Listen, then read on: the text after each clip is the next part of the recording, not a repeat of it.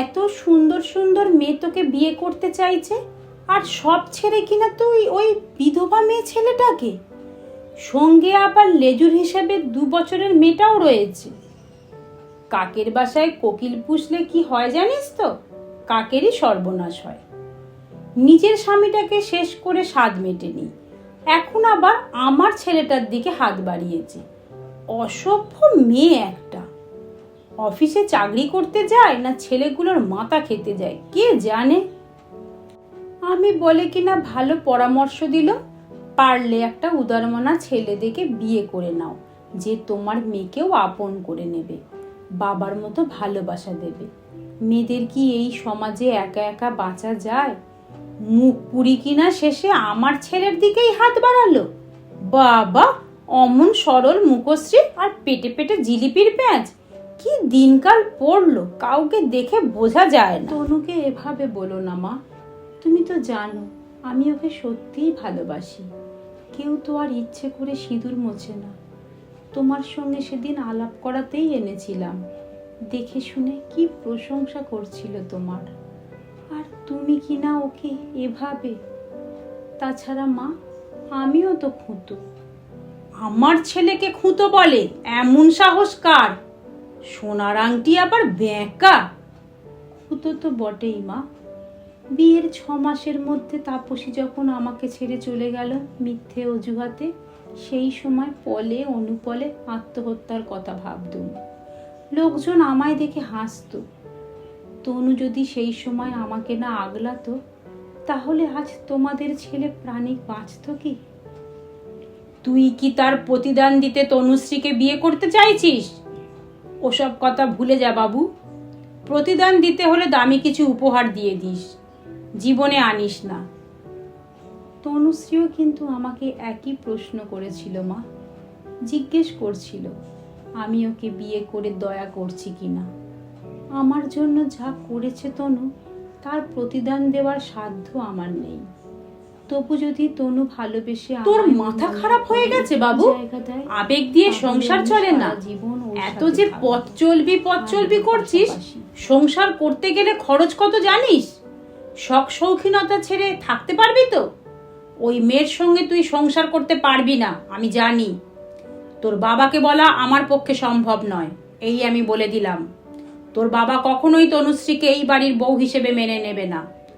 এখনো বলছি বাবু, সময় আছে। ওই মেয়ে মায়াবী, ওর প্রেম জালের মোহ থেকে বেরিয়ে আয়। রজনী বলছিল ওর চেনাশোনা এক মেয়ে আছে, ভারী মিষ্টি। একবার দেখতে যাবি নাকি এই রোববার? আমি তো তোমাকে বলছি মা, বিয়ে করতে হলে তনুশ্রীকেই করব। অন্য কাউকে বিয়ে করা আমার পক্ষে সম্ভব নয়। আমার একাকিত্বে ও হাত না বাড়ালে আজ হয়তো। আবারও বলছি বাবু, ভেবে দেখ।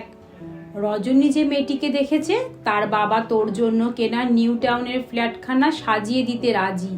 শুধু তাই নয়, তোর পছন্দের মডেলের 4 চাকাও দেবে। তোর বাবাকে নিয়েও কোনো ঝামেলা নেই। তনুশ্রী ছাড়া যাকেই তুই বিয়ে করবি, বাবা খুশি মনে মেনে নেবে। ভেবে দেখ, একসঙ্গে রাজত্ব আর রাজকন্যা সহজে মেলে না। কিন্তু মা, এটা অন্যায়। তনুশ্রী আমায় ভরসা করে, ওর মতো করে আমায় কেউ বুঝবে? বোঝাতে পারলেই বুঝবে, তুই শিখিয়ে পড়িয়ে নিবি। মাথার ওপর ছাদটা কিন্তু ভীষণ দরকারি বাবু, অর্থনৈতিক নিরাপত্তাও। তোর বাবা না মানলে তোদের ভাড়া বাড়িতে উঠতে হবে। শখ শৌখিনতা বিসর্জন দিয়ে ভালো থাকাতে কম্প্রোমাইজ করে নিত্য ঝগড়া অশান্তি করে বাঁচতে বাঁচতে ভালোবাসা কবে জানলা দিয়ে পালিয়ে যাবে টেরও পাবি না। মনে রাখিস, জীবন কিন্তু বারবার সুযোগ দেয় না। কিন্তু মা, তনুশ্রীকে কি বলবো? ও যে আমার অপেক্ষায় পথে থাকবে। একদিন তো আমার জন্য। আমি যে কথা দিয়েছিলাম মা, এভাবে মাঝপথে হাত ছেড়ে দিলে।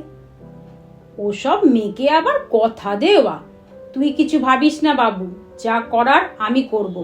কাল অফিস যাওয়ার সময় নম্বরটা আমাকে দিস। কিভাবে কি করতে হয় তা আমার জানা আছে। কাঁধ ঝাঁকিয়ে ভেতরে চলে গেল সঞ্জয়।